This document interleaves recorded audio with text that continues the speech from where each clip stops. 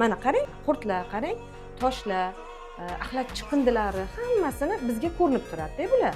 Biz nazorat qilib turamiz bularni. Bemor o'zi ko'rmasligi mumkin.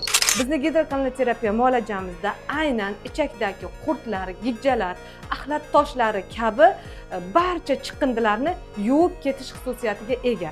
Aynan bahor va kuzda mavsumiy bo'lgan allergiya kasalligiga davo bo'la oladi. Bu opamiz bizga aynan ich qotishi bo'yicha murojaat qilganlar.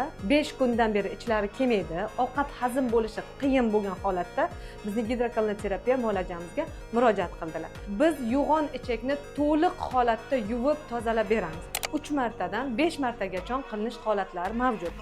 Agarda ularda qo'shimcha kasalliklar bo'ladigan bo'lsa, bizda boshqa mutaxassislarga murojaat qilishingiz mumkin bo'ladi.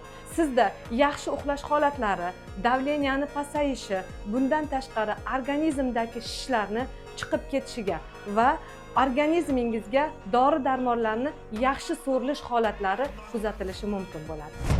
Aytgancha, bizning klinikamizda kechki va yakshanba kungi gidrokanalterapiya muolajamiz yo'lga qo'yildi. Faqat qabulga yozilib qo'yish esingizdan chiqmasin.